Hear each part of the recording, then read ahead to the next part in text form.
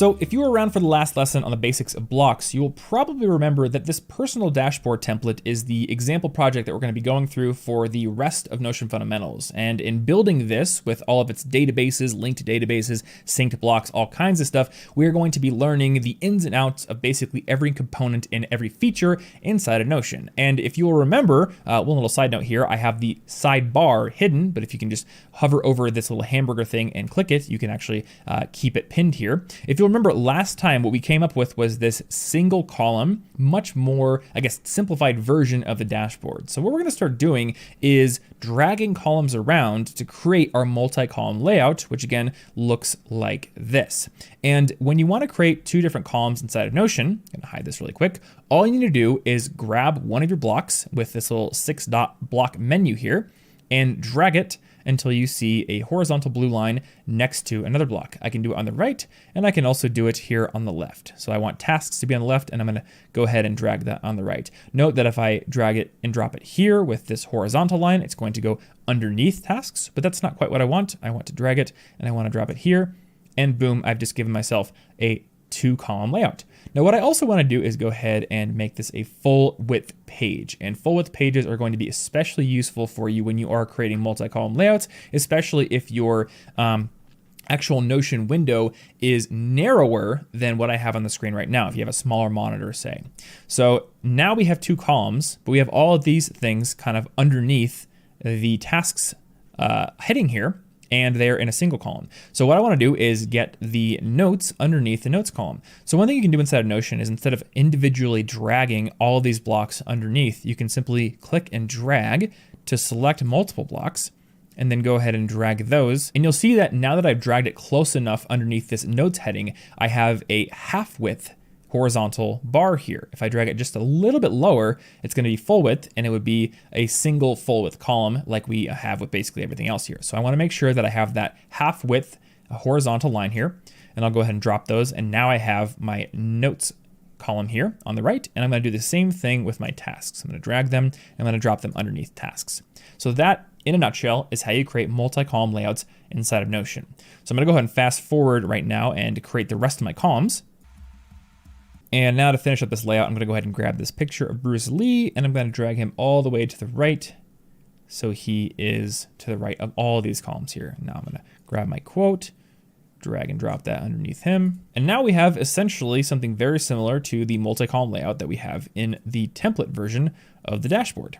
Now, one other thing that you can do is resize these columns on the fly. Notice they are going to resize themselves if I start dragging the window in. They're gonna get smaller. And if you happen to use Notion on your phone, you're almost always going to get a single column layout. And here in the desktop version, if I keep resizing this, on the desktop and the browser app, these columns are going to retain their layout to the point where it's really hard to actually see what's going on here. However, if you're using Notion on your phone, this isn't what's going to happen. All of these different blocks you've laid out in a multi-column layout are going to stack themselves into one column. And the order of the blocks inside that column is going to be determined by the left to right order of each row inside your original multi-column layout. So keep that in mind when you're designing your dashboards here. Think about how they're going to look on your phone as well. And I will note that this is also why I create this little quick links toggle with our table of contents block here, is because on your phone, you're not gonna be able to see all this stuff at a glance. So you wanna have this table of contents, which will link to all of your different headings, which means that on your phone, you can simply open the little toggle, tap one of those heading links and zoom down to it instead of scrolling for days to find what you want.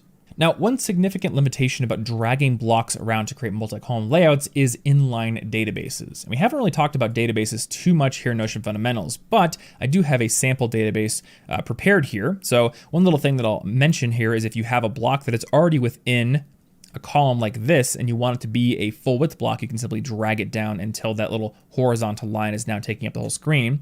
And I'm gonna go ahead and just paste this little table that I've made here onto the screen. And one thing that you're going to notice if I create, say, a heading, so we'll just call this tasks 2. If I want this to be to the left or right of this H2 block here, I can't drag it and drop it. This has been a limitation with inline databases, no matter what the view is, board view, calendar view, table view here. This has been a limitation with these inline databases for a very, very long time. And the opposite does not work either. I can't drag this heading to left or right of the inline database. So there are two different tricks for getting your databases into multi-column layouts. First, you can come over here to the three-dot menu in the inline database, and you can turn it into a page.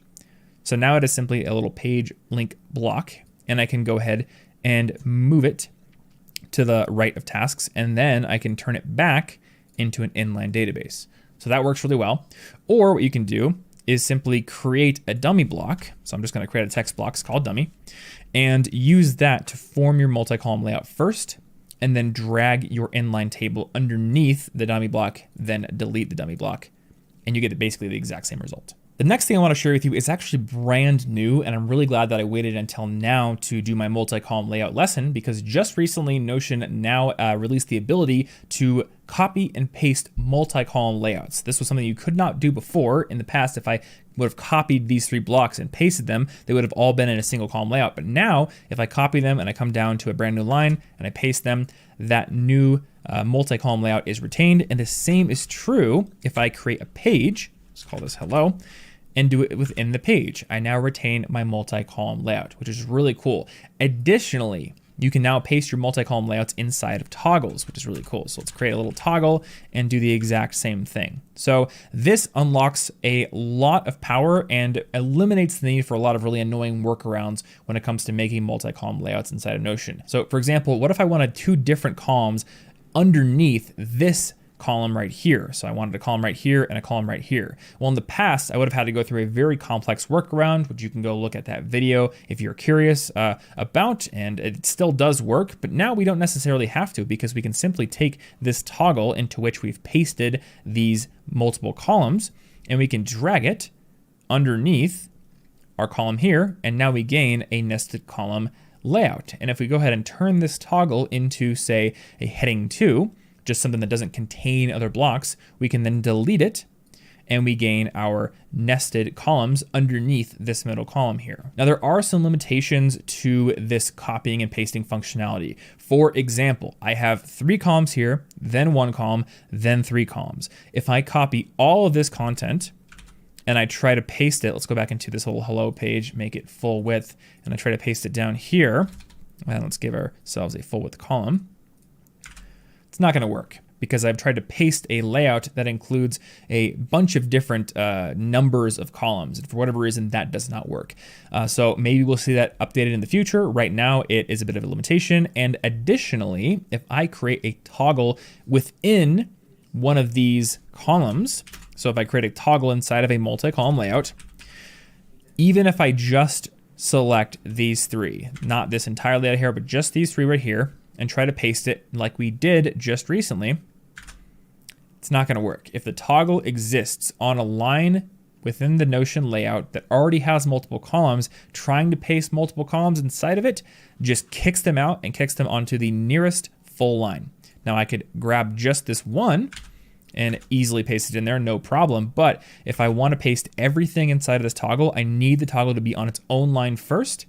Then I can grab them, I can paste them in, and then I could move my toggle into a multiple column area. I could turn it into a heading, and then I could get rid of it. So keep that in mind when you are designing your layouts, and that is about going to do it for this lesson here in Notion Fundamentals. As always, you can go over to thomasjfrank.com/fundamentals, which I talked about in the beginning of this video, to get all of the different